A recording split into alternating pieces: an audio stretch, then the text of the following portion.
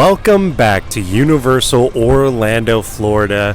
The final steps to the entranceway scare zone is here. Halloween Horror Nights. This sign is finally up. The time has come. Pretty much 100% ready to go. Less than 2 weeks away at this point. This is so exciting. Here we have our first look at this year's Halloween Horror Nights tribute store, because these are some items that you're gonna find inside the tribute store, which I'm assuming is gonna be themed after some sort of grocery store or convenience store, something like that, because these items are convenience store items and you can get your face on one of these items. And right down here, a tribute to Terror comic book. This is our first look at the Halloween Horror Nights tribute store. That is very, very exciting. Here we have the Swamp of the Undead scare zone, and right next door to the Swamp of the Undead scare zone will be El Mercado de los Monstruos, which is basically an homage to the Monstruos house, the monsters of Latin America. And you could see these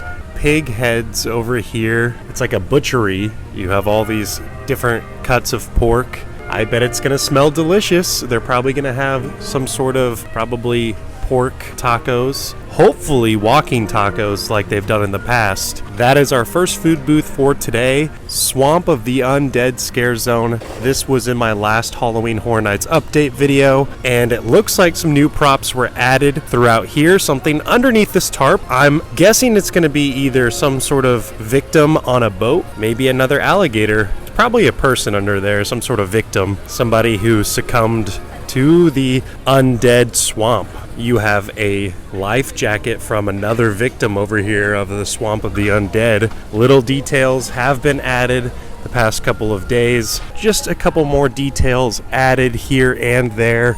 But this is going to be a very fun scare zone under the canopy of trees. This is a new prop we have not seen, and it looks like we have our answer right here. It's an airboat, some sort of airboat that had crash landed here in the Swamp of the Undead. Is there a victim inside the fan? Could be a victim inside that big fan right there. Here we have a house inside the Swamp of the Undead, and there is what appears to be what used to be a pier of some sort that has fallen into disrepair. This has turtle shells on the side of this little hut right here, and last time we were here there was like a gator skull that was right there, and I don't know why it's been removed, but maybe it's under repairs. There is a dock right over here, and this dock has what appears to be a gator's tail coming from underneath this tarp, so that looks like some sort of gator prop that is probably what I am assuming consuming a victim inside the Swamp of the Undead. Oh, it looks like another gator's tail is right over here. Very fun, very spooky.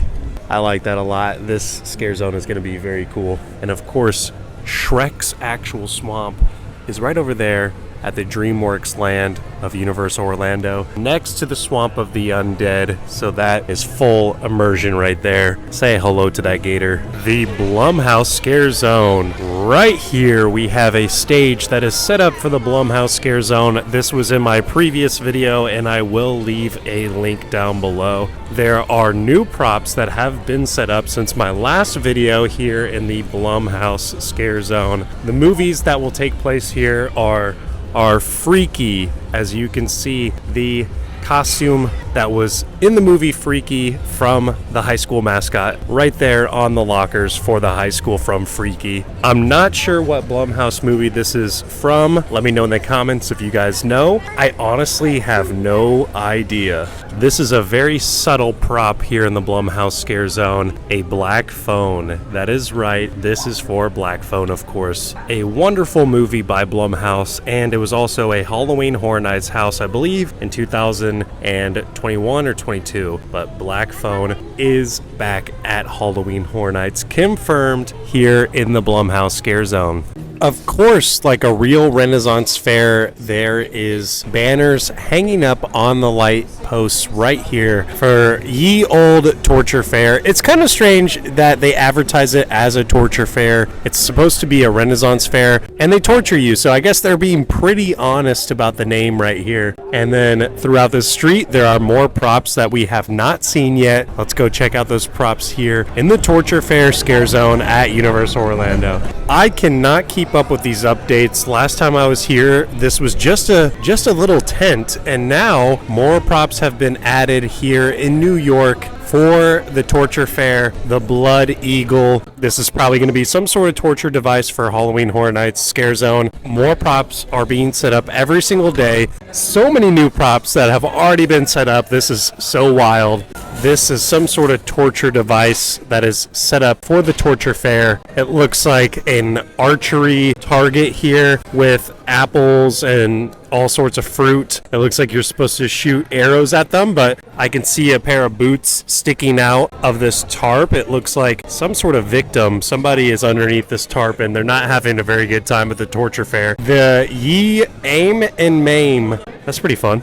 The Brazen Bowl. It looks like this is an old-fashioned torture device where they would actually cook people alive inside this bowl here. I don't know why I know this information, but it looks like a fire is lit and people are basically people are barbecued alive inside this torture device here, the Brazen Bowl at Universal Orlando. The Breaking Wheel. Who knows what type of torture device this is, but the Breaking Wheel with these ominous, it looks like ravens up here, these ominous ravens. This Scare Zone might honestly be my favorite this year. I have not made up my mind, but out of all the props I've seen, it looks very well done. I am very excited. Last year, the Scare Zone was Vamp 69. This year, it's the Torture Fair. So the stage for the Torture Fair has a couple more props than it did last time. Also, the base of the stage is now painted with this design right here. This prop was here last time, this torture device, but there are two chairs that have been set up since the last time we were here. These are like throne chairs for like a king and queen. Of course, this is supposed to be a Renaissance fair, so a fake king and queen sit on these chairs. This looks like some sort of victim that's being dunked